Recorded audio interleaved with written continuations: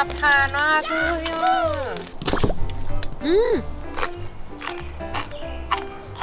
อร่อยมากเลยสวัสดีค่ะกลับมาพบกับอิ่มกับท็อปกันอีกครั้งหนึ่งนะคะใครที่ยังไม่ติดตามเราอย่าลืมไปกด Subscribe นะคะและอย่าลืมกดปุ่มกระดิ่งเพื่อแจ้งเตือนคลิปที่น่าสนใจของเราในตอนต่อๆไปด้วยนะคะวันนี้นะคะจากกระแสฮอตที่ติดลมบนของการใช้หม้อทอดไร้น้ำมันค่ะก็มีเมนูที่น่าสนใจที่หลายคนสร้างสรรค์กันมามากมายในช่วงกักตัวนะคะ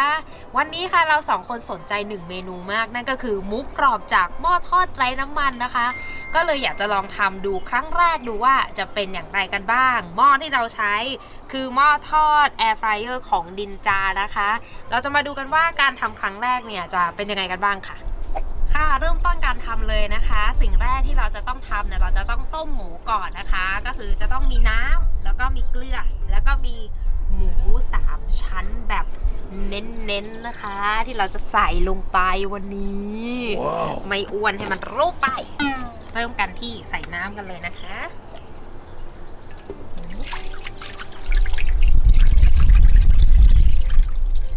ใส่เกลือลงไปด้วยค่ะ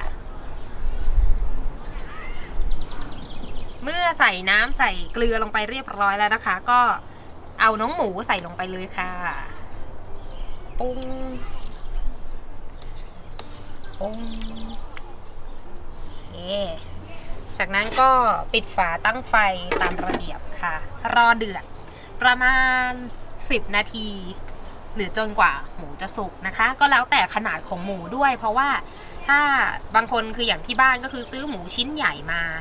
ก็อาจจะต้องใช้เวลาในการต้มนานหน่อยแต่ว่าถ้าเกิดเราซื้อหมูชิ้นเล็กมาก็ใช้เวลาที่น้อยหน่อยนะคะโอเคจากนี้นะคะก็เดี๋ยวรอกันไปอีก10นาทีนะคะจนกว่าหมูจะสุกแล้วเดี๋ยวเรากลับมาดูหมูกันค่ะ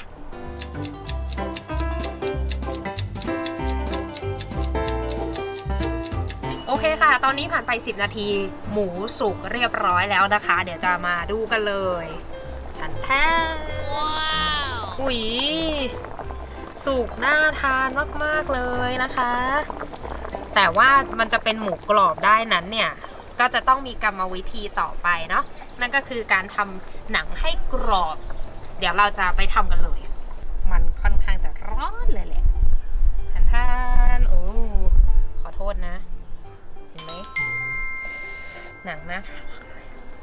ต่อไปอิมจะหั่นให้มันพอดีขนาดกับแอร์ฟรายเออร์นะคะ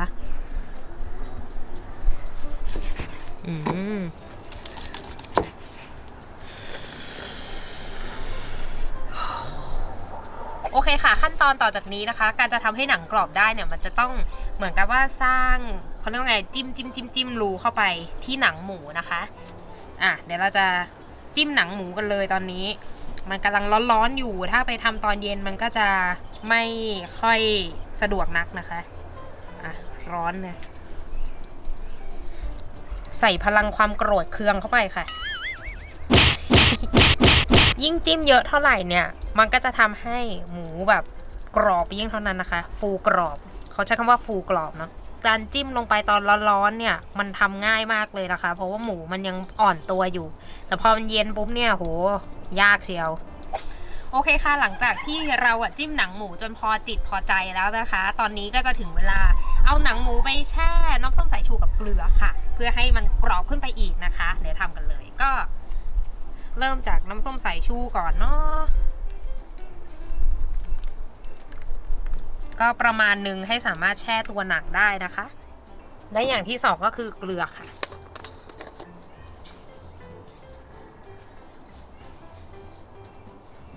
เอาล่ะคนสักนิดนึงนะบางสูตรเขาบอกว่าให้ทาเกลือลงไปที่หนังด้วยเราก็จะทำตามค่ะ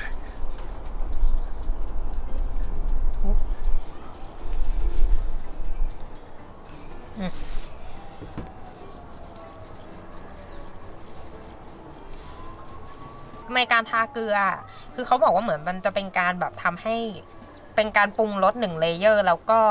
จะทำให้ตัวส่วนหนังเนี่ยมันแบบโดนคือเกลือมันมีหน้าที่ดูดน้ำออกมานะเพราะฉะนั้นมันก็อาจจะช่วยในการทำให้แบบ ยิ่งน้ำน้อยหนังมันก็จะกรอบขึ้นนั่นเองนะคะพอประมาณแล้วก็เอาน้องหนังแช่ไปเลยอย่างนี้นะคะอีกชิ้นหนึ่งก็เช่นกันทาเกลือโอเค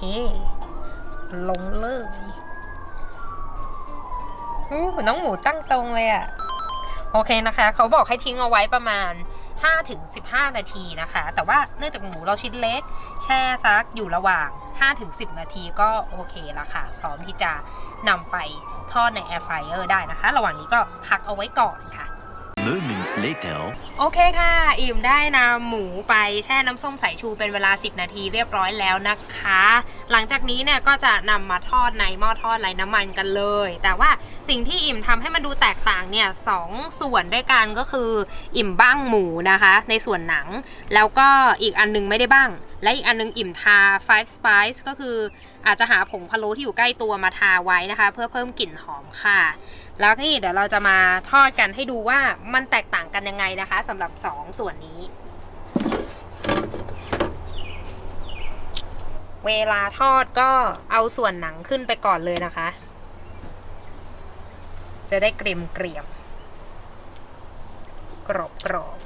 จะเห็นไหมอันนี้คืออิ่มบ้างไว้นะคะส่วนอันนี้เราไม่ได้บังก็มาแบบนี้เลยโอเคตั้งเวลานะคะแอร์ฟราย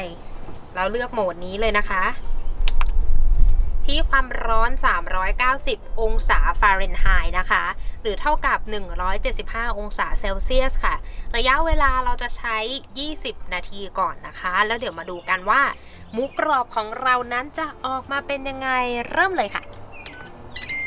20 minutes later ค่ะหลังจากผ่านไป20นาทีนะคะก็เสร็จเรียบร้อยแล้วแต่ว่ากลิ่นหอม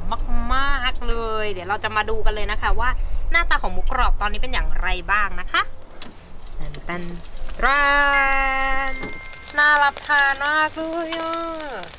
โอเคแต่อิ่มคิดว่าอีกสักนิดนึงดีกว่าเนาะให้หนังมันแบบฟูกรอบขึ้นกว่านี้อีกนิดนึงอิ่มจะเข้าไปแอร์ฟรายที่ความร้อนเท่าเดิมอีก5นาทีนะคะว่ามันจะได้ฟูขึ้นกว่านี้นิดนึงนะคะก็กดลดเวลาแต่หอมมากจริงๆอ่ะ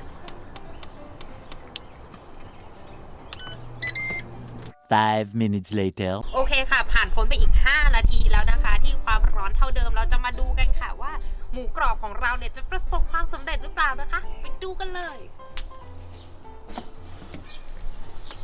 โอ้โห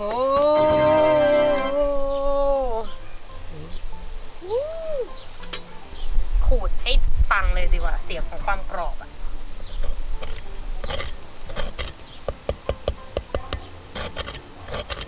โอเคเดี๋ยวมาลองหั่นกันเลยนะคะเดี๋ยวให้ฟังเสียงกันหน่อย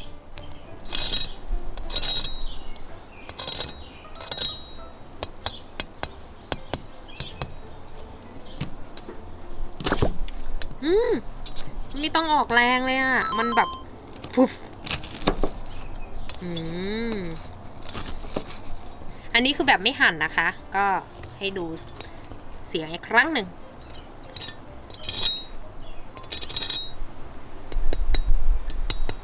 ว้าวไม่ต่างกันเลยหมูนุ่มกรอบหนังกรอบโอ้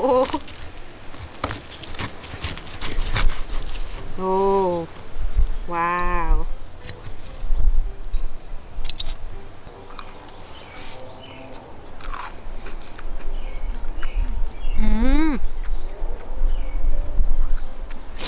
อร่อยมากเลยไม่คิดว่ามันง่ายขนาดนี้เนาะอร่อยมากเลยอะจิ้มหนังเลยดีกว่าตัดตอนเลย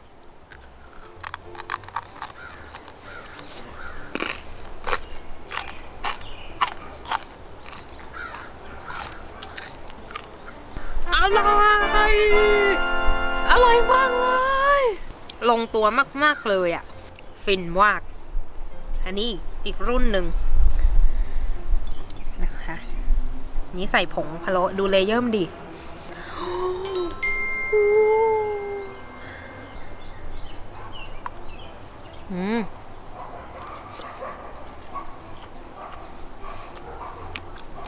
อืม อร่อยมากๆเลยค่ะเนื้อหมูนุ่มนะคะไม่แห้งแล้วก็แบบรสชาติดีเลยส่วนหนังนะคะ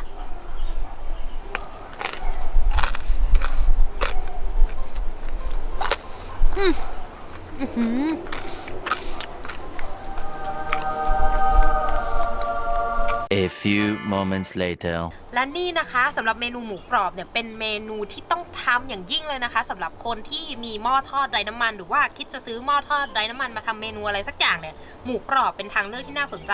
เพราะว่ามันมีความอร่อยทำง่ายนะคะและที่สำคัญ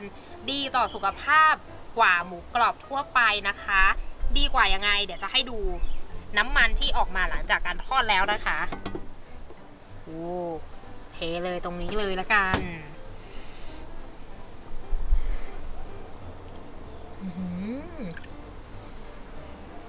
อ้าวไม่พอ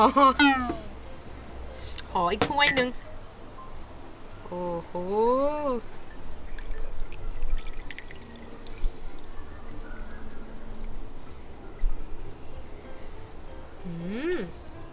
นี่คือน้ำมันที่ออกมาจากหมูนะคะประมาณ1 ถ้วยครึ่งเลยนะ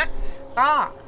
ถือว่าเยอะมากๆเลยถ้าเกิดว่าเราต้องไปใช้หมูกรอบแบบดั้งเดิมที่เขาเอาไปทอดอีกรอบนึงนะคะอันนี้เหมือนกับเป็นการรีดน้ำมันออกมาแล้วนะคะซึ่งก็เป็นหมูกรอบที่เราอาจจะรู้สึกผิดน้อยลงนะคะเวลาเรากินหมูกรอบแบบนี้ค่ะและเช่นเคยนะคะถ้าเกิดคลิปนี้นะคะมีประโยชน์ค่ะอย่าลืมไปกดไลค์กดแชร์นะคะแล้วก็กด Subscribe ช่องของเราแล้วก็กดกระดิ่งเพื่อติดตามคลิปที่น่าสนใจในตอนต่อไปนะคะสำหรับวันนี้อิ่มไปกินหมูกรอบก่อนแล้วค่ะบ๊ายบาย